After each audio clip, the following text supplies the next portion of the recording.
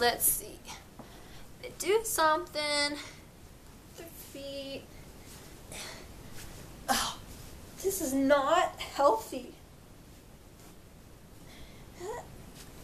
I'm just gonna cross my legs.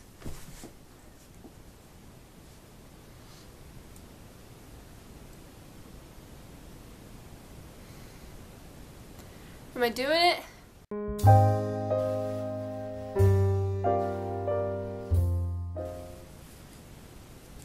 Buddhism! I'm sitting cross-legged for this one. I feel like I'm doing some type of meditative sitting position. Just kidding. Alright, so Buddhism is a pretty intricate religion, so hang tight with me while I try to describe it to you. Buddhism has a really cool backstory, so I'm actually going to tell it to you. There was a guy named Siddhartha Gautama, and he lived in India, also known as Buddha. Siddhartha's father was a very wealthy ruler of a small kingdom, and a sage foretold Siddhartha's father that his son, Siddhartha, would either become a supreme monarch or an ascetic. And an ascetic is like dirt on the scale of class. And his father didn't want his son to be an ascetic. He wanted him to be a supreme monarch and rule when he died. So the father kept Buddha, or Siddhartha Gautama, locked up in the castle or house or whatever they lived in for a really long time. He never let him out because he didn't want him to see the world and become an ascetic. He wanted him to only know the beauty of being powerful and rich. Gautama soon married and had children, but when he was 29 years old, he finally escaped from the palace, and the shock of reality put him in a deep depression, and he didn't understand how there's poverty and poor people and everything. One day he saw a very happy man walking on the street, and he was very curious, so Siddhartha asked his chariot driver why the man could be so happy in such an awful world, and the driver told him that the happy man was a holy man and had obtained complete liberation. And this shocked Siddhartha and forever changed his life. After that, Siddhartha repelled the luxurious life, and he vowed to himself to become a holy man as well as the happy man he saw. He did years of intense spiritual seeking, and during these years Gautama became an ascetic, which is what his dad didn't want him to do, but now he's an ascetic. One day Gautama sat on a straw mat under a Bodhi tree and promised himself not to move until he had attained pure liberation.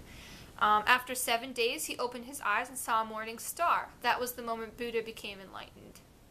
Woohoo!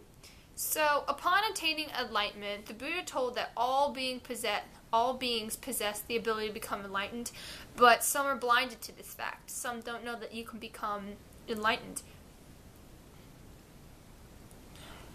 This is when Buddhism was developed, the religion.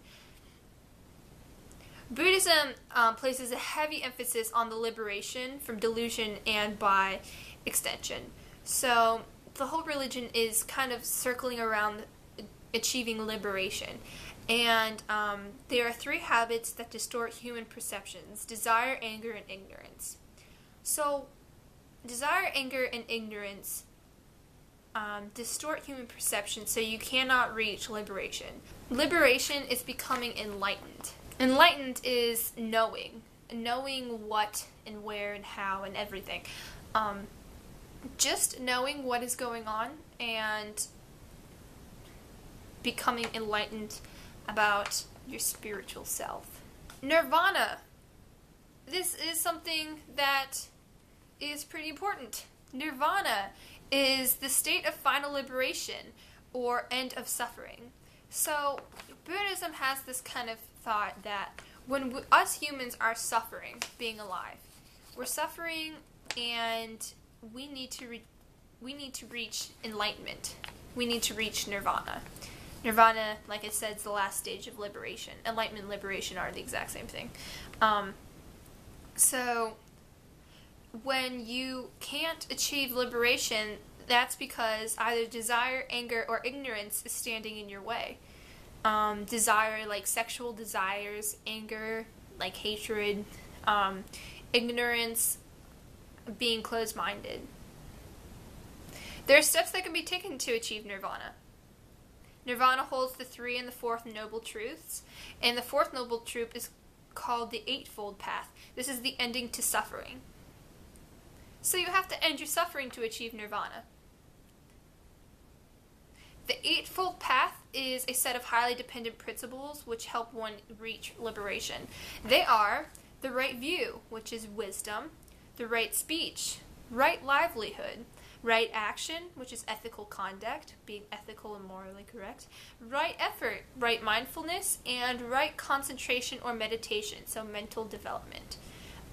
You'll see a lot, Buddhists like to meditate, and it's kind of their way of praying. They believe in karma, and I'm sure you've heard that word before. Karma determines whether your next life will be good or not, depending on your behavior in your present life.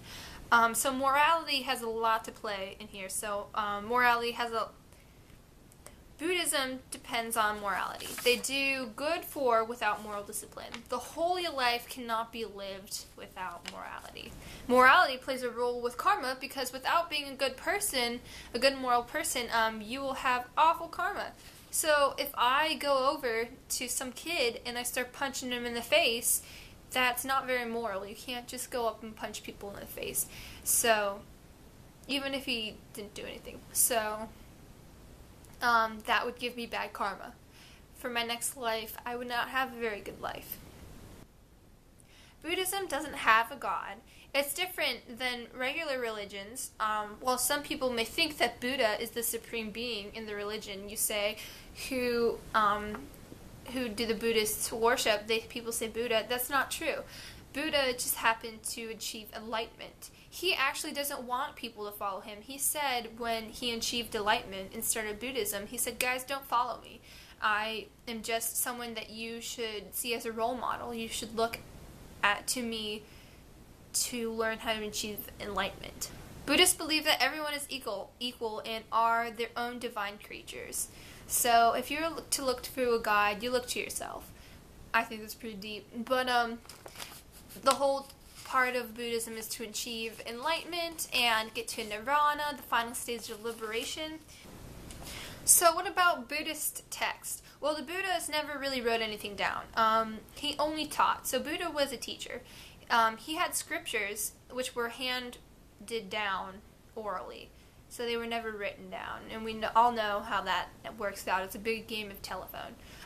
This worked for the Buddhists until they feared that sickness would eradicate everyone capable of telling the religious stories. So they wrote the stories down. So the main ritual that Buddhists like to do to practice their religion and to help them achieve enlightenment is meditation. The task of meditation is to cleanse the mind. Buddhists believe that the cause of disease is due to cravings of 3 bad roots. So, the only way to uproot craving is to work on the mind and the heart. So, to work on the mind and the heart, they established meditation. Meditation is concentration on one specific thing and breathing. So, when the mind wanders from these objects, the breathing will remind the meditator to think about that object again. So, that is about it for Buddhism. I hope that also helps you get go on your spiritual journey, or I hope it helped you ace a project or something. That's about it.